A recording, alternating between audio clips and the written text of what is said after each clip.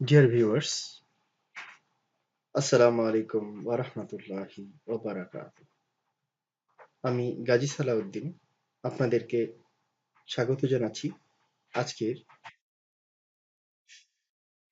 একটি টিউটোরিয়াল দেখার জন্য।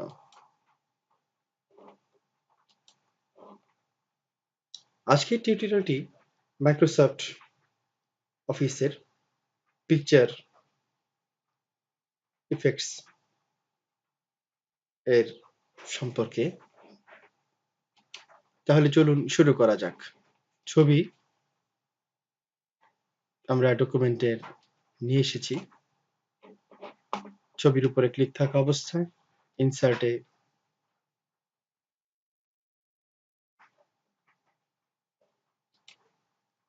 পিকচারে ক্লিক করার পরে আজকে আমরা যেটা দেখাবো সেটা হচ্ছে পিকচার লেআউট।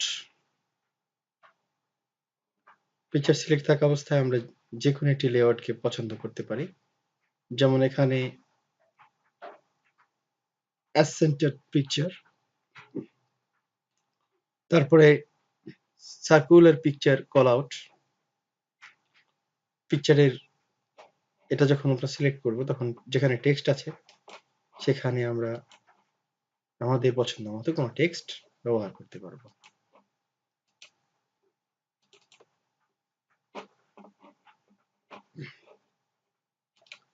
এই টেক্সটে ক্লিক করার সঙ্গে সঙ্গে এখান থেকে সক্রিয়ভাবে কোনো শেপ যদি আমরা ব্যবহার করতে চাই তাহলে অ্যাড শেপ ক্লিক করলে আফটার, বিফোর, এখানে অ্যাড শেপ, অ্যাবভ, বিলো এগুলো চালু হয়ে যাবে।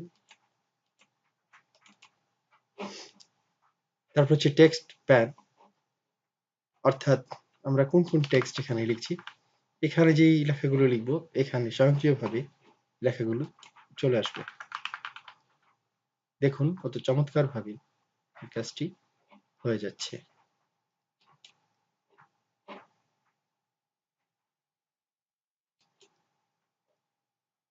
টেক্সট শেপ আফটার, অর্থাৎ আমরা যদি পরে এটাকে দিতে চাই অথবা আমরা যদি বিফোর অর্থাৎ আগে দিতে চাই, সেক্ষেত্রে আমরা কিন্তু একটি ছবির সম্পর্কে আর অনেক কিছু দিতে পারি।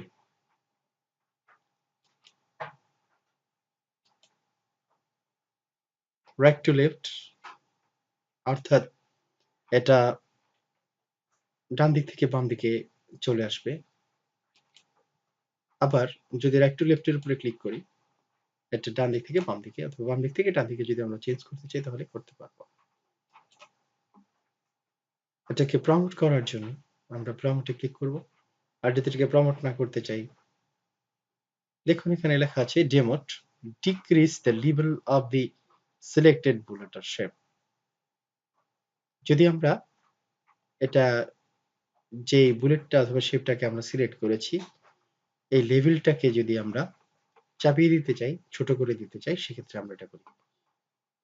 মুভ আপ, এটা হচ্ছে মুভ আপ দিলে এটা উপর দিকে যাবে, মুভ ডাউন দিলে নিচের দিকে চলে আসবে। লেআউটস, এখানে আমরা যে লেআউটস দেখেছিলাম এখানেও ঠিক সেই লেআউটস আছে। পছন্দ মতো যে কোনো একটি লেআউটস আমরা সিলেক্ট করব। আমি যদি এটাকে সিলেক্ট করি, এখানে ছবিগুলো আলাদা হয়েছে। আবার যদি আমি চাই এখানে এই ছবিটা রাখতে, সেক্ষেত্রে আমরা এভাবে রাখতে পারি। অর্থাৎ আমাদের লেআউটস এর উপর ভিত্তি করে আমরা আমাদের কাজগুলো কমপ্লিট করতে পারি। যদি এটাকে সিলেক্ট করি তাহলে এখানে একটা ছবি আছে, এখানেও একটা ছবি আমরা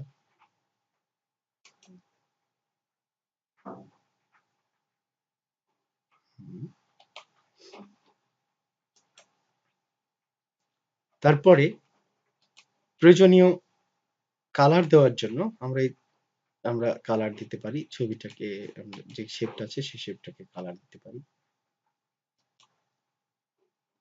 এই দেখুন এখানে শেপগুলো কালার হয়ে যাচ্ছে, যেগুলো কালার আমরা করতে চাচ্ছি আমাদের পছন্দ মতো কালার আমরা দিতে পারি।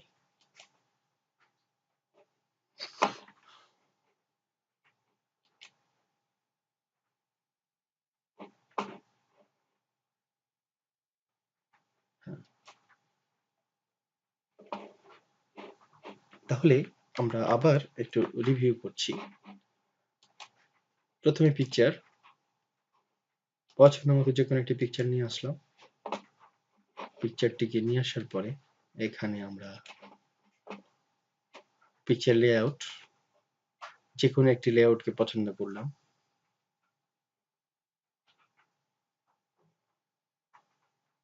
এটা আপনার কাজের ধরন অনুযায়ী আপনাকে এটা সিলেক্ট করতে হবে।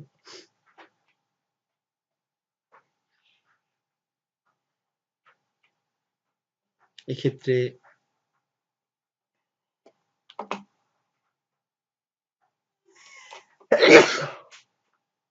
দেখুন, এটা সিলেক্ট থাকা অবস্থায় এখানে আমাদের add shape, text pane, right to left, তারপর লেআউটস এর মধ্যে এখানে আমরা আরো কিছু লেআউটস এখানে দিয়েছে। আমরা শুধু পিকচারের উপরে কাজ করব না, এরকম নয়, আমরা টেক্সটের উপরেও কাজ করব।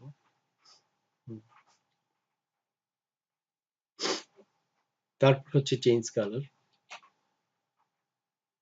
আমরা যদি কোনো কাজকে কোনো কালার চেঞ্জ করতে চাই, ছবি রেখে দিয়ে সেটা করতে পারি। এটা হচ্ছে স্মার্ট আর্ট স্টাইলস, স্টাইলটাকে চেঞ্জ করে দেওয়ার জন্য আমরা এটাকে ব্যবহার করতে পারি।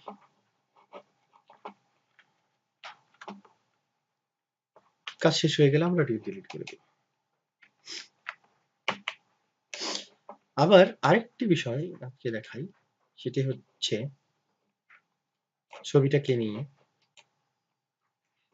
সিলেক্ট করে আমরা পজিশন, অর্থাৎ ছবিটিকে আমি আমার পেজের কোথায় রাখতে চাই। এটি কি সবার আগে হবে, নাকি ডানে হবে, নাকি বামে হবে, সেটা ছবিটি সিলেক্ট থাকা অবস্থায় পজিশন এটাতে ক্লিক করব। Inline with text, inline with text অর্থাৎ এখানে লাইনও থাকবে, টেক্সটের লাইনও থাকবে। দেখুন এখানে টেক্সটের লাইনও হচ্ছে, আবার এটাতে ছবির কাজও হচ্ছে। ছবিটি সিলেক্ট থাকা অবস্থায় আমরা আমাদের পজিশন চেঞ্জ করার জন্য position in the top left with square text wrapped, অর্থাৎ এটা হচ্ছে উপর দিকে বামে, এটা বর্গাকারে আমাদের এখন এই লেখাগুলো সমানভাবে বর্গাকৃতির মধ্যে থাকবে, ছবিটি থাকবে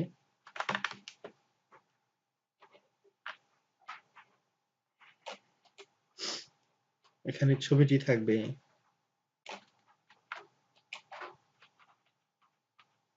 এই, ছবিটি থাকবে বাম দিকে উপরে। আবার ছবিটি সিলেক্ট অবস্থায় আমি এই পজিশনটাকে চেঞ্জ করে দিলে এইভাবে, এটা হচ্ছে টপ সেন্টার, এটা উপর দিকে মাঝামাঝিতে থাকবে, আর এটা হচ্ছে উপর দিকে থাকবে ডান দিকে। পরবর্তী যেটা আসছে position in the middle left with square, অর্থাৎ এটা মাঝামাঝিতে থাকবে বাম দিকে। তারপর এটা হচ্ছে সেন্টারে, তারপর middle right with square text wrapping, এটা নিচের দিকের অংশে থাকবে, এবং এটা মিডল, মিডল বলা হয়েছে এই কারণে যে যখন লেখা হবে তখন এই ছবিটি মাঝামাঝি অবস্থানে থাকবে এবং এটি ডান দিক থেকে থাকবে। পরে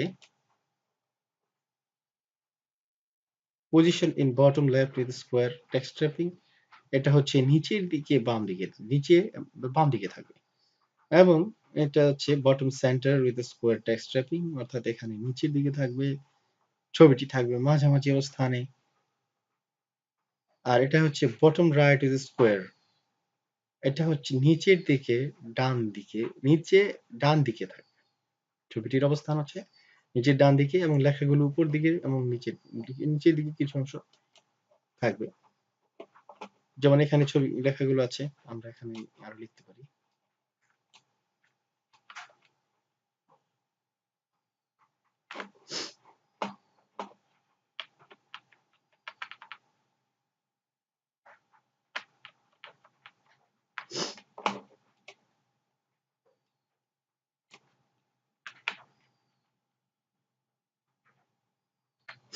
দেখুন এখানে ছবিটি একবারে কোথায় চলে গেছে।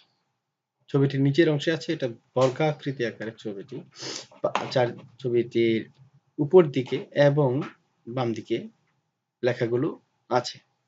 এভাবে আমরা আমাদের প্রয়োজন মতো লেখার কাজ করতে পারি। এখন আরেকটা বিষয় আমি আপনাদেরকে দেখাই, র‍্যাপ টেক্সট, অর্থাৎ এই লেখাকে ঢেকে দেওয়ার জন্য, ইন লাইন উইথ টেক্সট। এখানে কিন্তু ছবিটা সিলেক্ট আছে, কিন্তু এখানে এটা দেখা যাচ্ছে না।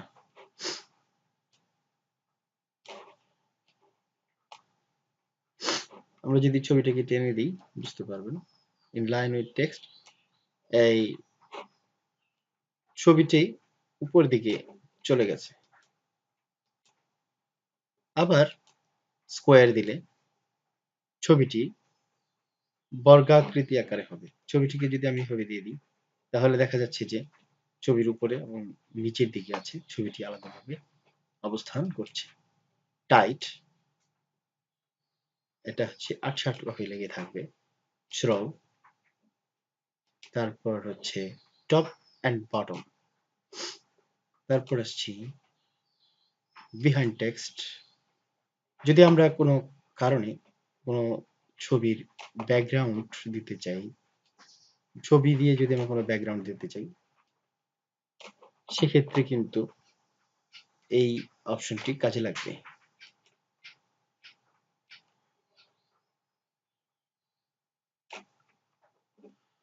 দেখুন লেখাগুলো যদি আমি একটু চেঞ্জ করে দেই, লেখার ফরম্যাট, আমরা যদি এটাকে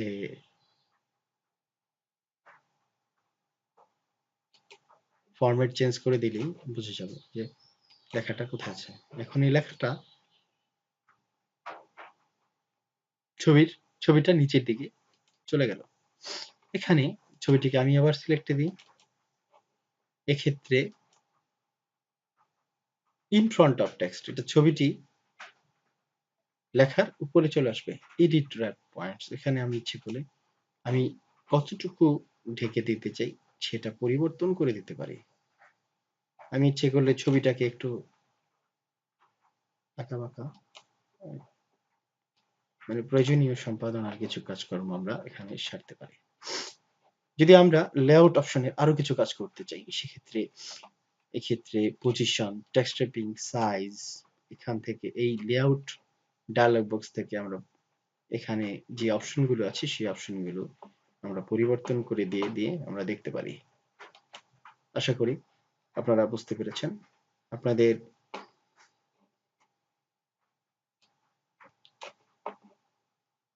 আজকে আমি শেখাতে পারলাম পিকচার ইফেক্টস। তো গত পর্বে শেষ করে দিয়েছি। আজকের পর্বে আমরা শিখলাম পিকচার লেআউট, পজিশন এবং র‍্যাপ টেক্সট এ সম্পর্কে। তারপরে যদি আপনাদের কোনো প্রশ্ন থাকে অবশ্যই আপনারা আমার ফেসবুক পেজে কমেন্টস করবেন, এবং আপনারা কি ধরনের ভিডিও দেখতে চান মাইক্রোসফট ওয়ার্ডের উপরে সেই ভিডিও সম্পর্কে আমাকে কমেন্টস করে জানাবেন। আপনারা অবশ্যই আমার চ্যানেলটিকে সাবস্ক্রাইব করবেন। আমার টিউটোরিয়ালটি যদি ভালো লেগে থাকে অবশ্যই লাইক, কমেন্ট এবং শেয়ার করবেন। গাজী ট্রেনিং হোম বিশ্বাস করে যে আমরা আইসিটির সাথে থাকব, আমরা বিশ্ব নাগরিক হিসেবে থাকব। আপনাদের সকলের সুন্দর ও মঙ্গলময় জীবন কামনা করে আজকের মতো টিউটোরিয়ালটি শেষ করছি। আল্লাহ হাফেজ।